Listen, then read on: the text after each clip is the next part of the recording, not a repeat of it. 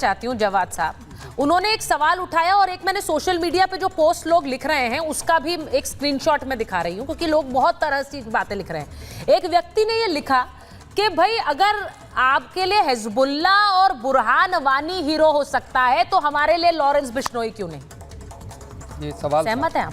नहीं, बिल्कुल बिल्कुल भी सहमत इस चीज़ से नहीं होते हैं, क्योंकि ये मामला एक अलग है और एक इंटरनेशनल इश्यूज को जो है इससे मिला है। बुरहान वानी इंटरनेशनल इशू नहीं है। बुरहान वानी तो बाकायदा देश का मुद्दा था। बुरहान वानी क्या हुआ उनके साथ, उनका हश्र क्या हुआ वो लोगों ने देखा उनके साथ, ठीक है। दूसरी सबसे बड़ी बात, अभी जिस तरीके की यहाँ पर भगत सिंह का अपमान करा जा रहा है, आप जिस तरह से बोल रहे हैं बुरहान वानी के बारे में, मुझे लग नहीं रहा है कि वो आतंकी था। नहीं तो अब देश की आतंकी था क्या बुरहान वानी? बिल्कुल बिल्कुल हमारे तो देश इज्जत दे रहे हैं आप? नहीं, मैं इज्जत बिल्कुल नहीं दे रहा चार्ता जी। मेरा इस देश के ऊपर जब भी कोई आपत्ति आएगी या कोई हमारे देश के ऊपर या उसकी अस्मिता के ऊपर किसी तरीके का कोई भी हमला, चाहे जबानी करेगा चाहे जो है किसी तरीके करेगा, तो सबसे पहले अगर होगा तो मैं उन शख्स में से खड़ा हूँगा अगर हमारे देश का कोई अपमान करेगा। लेकिन अब मेरा सवाल ये है कि इस देश की सरकारों को क्या हो गया? ठीक है, खुले आम धमकी दी जा रही है, खुले आम। और ये जो अभी शुक्ला जी बैठे हुए हैं, अपने आप को नेता बता रहे हैं, इन्होंने कितना बड़ा हमारे देश का जो है इस वक्त अपमान करा है। हमारे उन क्रांतिकारियों का, स्वतंत्रता सेनानियों का अपमान करा है कि एक क्रिमिनल से जो है भगत सिंह को आपने मिला दिया। और अगर नैतिकता होगी सरकार में तो इनके खिलाफ भी कार्रवाई होना चाहिए।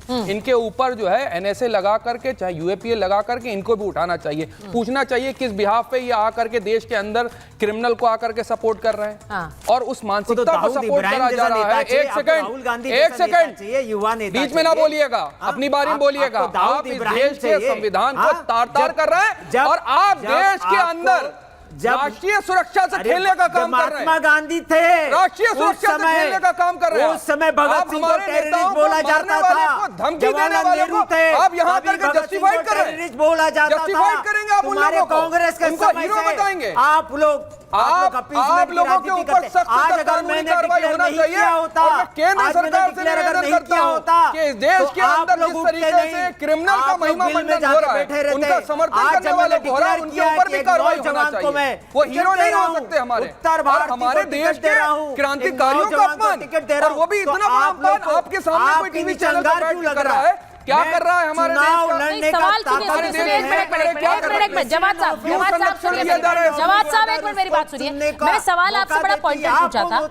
मैंने यहीं पर महाभारत में बैठकर कई डिबेट्स आप पर किए, आपके साथ किए हैं, मुख्तार अंसारी पर भी और अतीक अहमद पर भी। मुख्तार अंसारी और अतीक अहमद को आप लोगों ने कभी क्रिमिनल नहीं माना। मैंने कई डिबेट्स आपसे की, ना तो आपने उन्हें गैंगस्टर माना ना क्रिमिनल माना। वो तो हीरो थे नहीं, लेकिन लॉरेंस बिश्नोई क्रिमिनल है। मैं जस्टिफाई नहीं कर रही हूं। ये सवाल हर गैंगस्टर और क्रिमिनल को क्रिमिनल कहने का मादा रखना चाहिए। नहीं, देखिए बस सीधी सी बात, अलग-अलग सिचुएशन को आप एक जैसा नहीं, अलग-अलग सिचुएशन नहीं है, अलग-अलग सिचुएशन नहीं है। वो गैंगस्टर नहीं थे क्या? वो गैंगस्टर नहीं थे। आप बताइए, अतीक अहमद और मुख्तार अंसारी नहीं थे गैंगस्टर। देखिए मैडम, वो गैंगस्टर नहीं थे।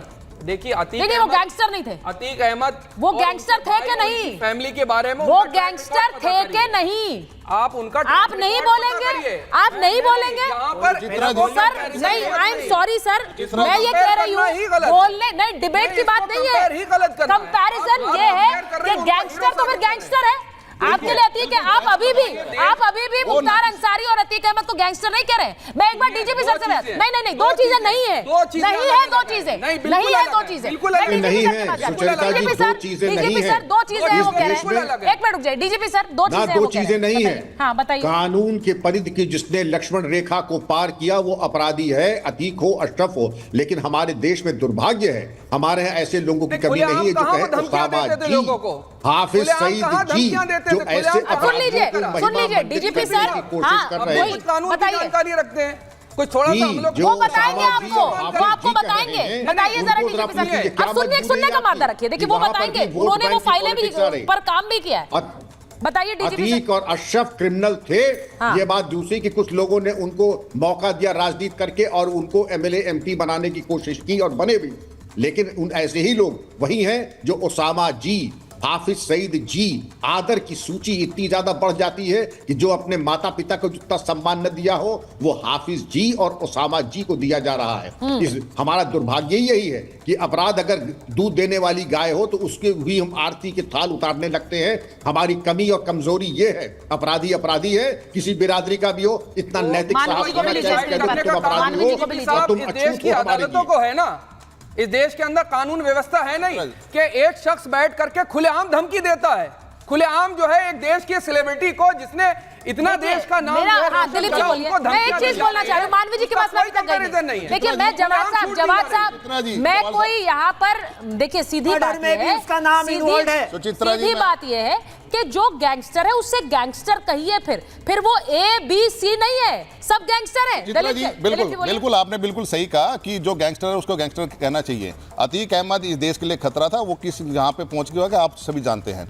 इस देश के लिए बुरहानवानी आतंकवादी था तो था वो, उसको वो बिल्कुल राम जी के पास पहुंचा दिए। इसी प्रकार मैं कहता हूं कि लॉरेंस बिश्नोई जो है उसने अगर क्राइम नहीं किया वो जेल के अंदर क्यों है? दूसरी बात, लॉरेंस बिश्नोई इस देश के लिए, युवाओं के लिए जिस प्रकार से सोशल मीडिया पे, फिर मैं आपको दोबारा कहना चाहता हूं कि सोशल मीडिया पे उसको जिस प्रकार हीरो बनाया जा रहा है वो देश के युवाओं को एक गलत दिशा दी जा रही है। मैं एक बार मानवी जी के पास जा रही हूँ। मानवी जी जरा बताइए, बहुत से लोग ये कह रहे हैं कि भाई सलमान खान क्या माफी मांगेंगे? सलमान खान को माफी मांग लेनी चाहिए। उनके पिता आए, उन्होंने कहा कि मेरा बेटा माफी नहीं मांगेगा। उसके बाद बिश्नोई समाज और भड़क गया है। उन्होंने कहा कि भाई आप एक अपराध करते हैं, उस पे से ये भी कह रहे हैं कि नहीं मांगेगा माफी, और आप ज्यादा बयान दे रहे हैं, हमारी भावनाओं को आहत कर रहे हैं। मानवी जी, मैं दो बातें बोलना चाहूंगी सुचारुदा जी, और मैं किसी के बीच में नहीं बोली तो मैं रिक्वेस्ट बिल्कुल बोलिए पैनल को कि वो मेरे बीच में ना बोलिए। देखिए, ये कहते हैं कि सलमान खान ने काले हिरन का शिकार किया, सलमान खान माफी मांगे। पहली बात है कोर्ट फैसला देगी, लॉ एंड ऑर्डर मुझे नहीं लगता किसी के भी किसी को हाथ में लेने का की परमिशन है।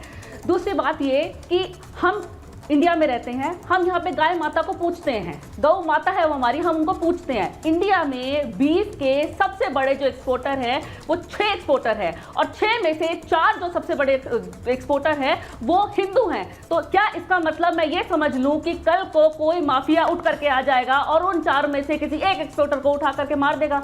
तो ये बात नहीं है। अगर आपको किसी चीज की आपत्ति है, आप लॉ एंड ऑर्डर फॉलो करिए, आप कोर्ट में जाइए, पिटीशन डालिए। दूसरी बात मैं ये बोलना चाहती हूँ कि गुजरात का जेल मॉडल फेल मॉडल, कहीं ना कहीं लूपहोल्स हैं, कहीं ना कहीं लॉरेंस बिश्नोई को किसी ने सपोर्ट करा है। 9mm की जो पिस्टल है उससे बाबा सिद्दीकी की हत्या करी गई। आप बता दीजिए, 9mm की पिस्टल, मेरे जैसा व्यक्ति, मैं एक फिल्म फिटर्निटी से आती हूँ, मुझे मालूम है कि ये पिस्टल आम व्यक्ति को नहीं सैंक्शन की जा सकती। मैं अगर चाहूँ मैं वो पिस्टल नहीं खरीद सकती, वो या तो आर्म फोर्सेस के पास होगी या पुलिस वालों के पास होगी। नहीं, वो इस तरह से धड़ा बट गया है कि बहुत से लोग अब यहाँ पर सुनील जी से पूछ लीजिए। सुनिए, हाँ ठीक है, कंप्लीट कर लीजिए आप, फिर मैं जाऊंगी। Y plus security, Sunil ji को तो मेरे को तो शर्म आती है। सुनील जी हमारे साथ पैनल पे हैं, जिसने एक मंत्री की हत्या कर दी, जो आए दिन एक गैंगस्टर है, उनको